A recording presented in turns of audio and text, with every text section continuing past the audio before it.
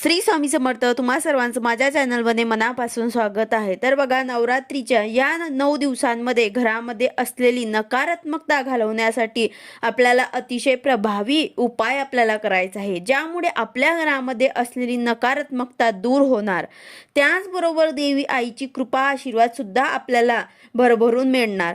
नवरात्रीच्या या 9 दिवसांमध्ये जेवढी सेवा उपासना आपल्याकडनं घडत असते, तेवढी सेवा आपण नित्य सेवा करायचा प्रयत्न जरी केला तरी ते आपल्याकडनं होत नाही. म्हणूनच आज मी तुम्हाला जे काही उपाय सांगणार आहे, त्यामुळे तुमच्या घरामध्ये नक्कीच फरक जाणवेल. तर हा उपाय कधी करायचा आहे आणि कसा करायचा आहे हेच मी तुम्हाला आजच्या व्हिडिओमध्ये सांगणार आहे. व्हिडिओ पूर्ण बघा, जेणेकरून तुम्हाला संपूर्ण माहिती मिळेल.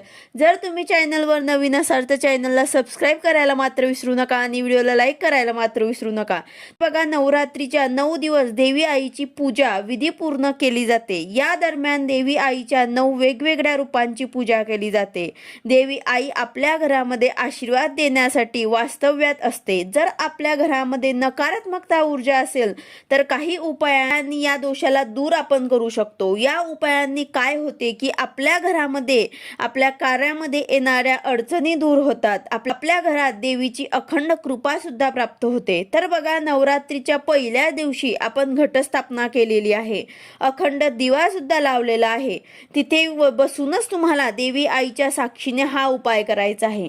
तुम्ही ही सेवा संकल्पयुक्त सुद्धा करू शकतात. म्हणजेच नवरात्रीच्या 9 दिवसांव्यतिरिक्त तुम्हाला असं वाटलं की तुम्हाला ही सेवा कंटिन्यू करायची आहे, तर तुम्ही पुढचे 11, 21 किंवा 41 दिवसांची ही सेवा करू शकतात.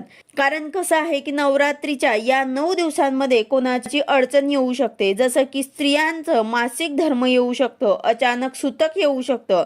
त्यामुळे तुम्हाला असं वाटलं की पुढेही मला ही सेवा कंटिन्यू करायची आहे, तर नवरात्रीमध्ये मला अडचण येऊ शकते, तर तुम्ही संकल्पयुक्त ही सेवा सुद्धा करू शकतात. नवरात्रीमध्ये जेवढे दिवस तुम्ही ही सेवा कराल तेवढे दिवस तुम्हाला करायची आहे. त्यानंतर अडचणीचे दिवस स्किप करायचे आहे आणि नंतर ही सेवा कंटिन्यू करायची आहे. मग तुम्ही नवरात्रीच्या या 9 दिवसांमध्ये ही सेवा केली तरी तुमच्या घरामध्ये खूप चांगला फरक जाणवेल. तर तुम्हाला काय करायचे आहे की एक तर तुम्ही संकल्पयुक्त ही सेवा करू शकतात किंवा कुठल्याही संकल्प न करता तुम्ही ही सेवा 9 दिवसांमध्ये नवरात्रीमध्ये 9 दिवसांमध्ये सुद्धा हे करू शकतात. आता संकल्प कसा घ्यायचा आहे यावर सविस्तर व्हिडिओ आपल्या चॅनलवरती आहे. कोणते मंत्र स्तोत्र म्हणायचे आहे ते देखील या व्हिडिओमध्ये आहे, तर तो व्हिडिओ तुम्ही बघू शकतात. तर हातामध्ये तुम्हाला थोडंसं अक्षदा, हळदी कुंकू, फुलं घ्यायचं आहे, थोडं पाणी घ्यायचं आहे. त्यानंतर तुमचे नाव, तुमचे गोत्र घ्यायचे आहे.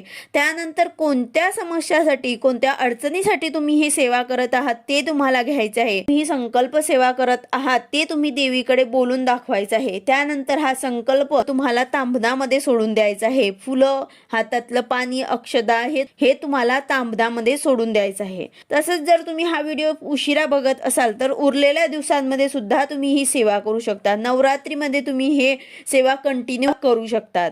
तर हा उपाय तुम्हाला देवीच्या सकाळच्या आरतीनंतर आणि त्याचबरोबर संध्याकाळच्या आरतीनंतर करायचा आहे. 2 वेळेस हा उपाय तुम्हाला करायचा आहे.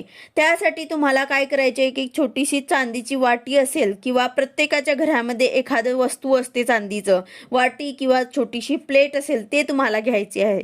अगदी तुमच्याकडे जर चांदीची वस्तू नसेल तर तुम्ही मातीची पंती घ्या किंवा मग ज्यामध्ये आपण धूप जाळतो ते बाऊल मातीचं असेल तर ते सुद्धा तुम्ही घेऊ शकता. आता जे काही तुम्ही घेतलं असेल, चांदीची वाटी, पंती किंवा मातीचं बाऊल, त्यामध्ये तुम्हाला भीमसेनी कापराच्या वड्या घ्यायच्या आहे. भीमसेनी कापूरच का, तर भीमसेनी कापुरामध्ये नकारात्मकता खेचून घेण्याची शक्ती असते. हे साधारण कापरापेक्षा जास्त भीमसेनी कापरामध्ये असते. म्हणून आपल्याला भीमसेनी कापराचा वापर करायचा आहे. तर हे तुम्हाला, तुमच्याकडे जर भीमसेनी कापूर असेल तर ते घ्या किंवा तुम्ही दुसरा कुठला घेतला तरी चालेल. तुमच्याकडे जे असेल ते तुम्हाला घ्यायचं आहे.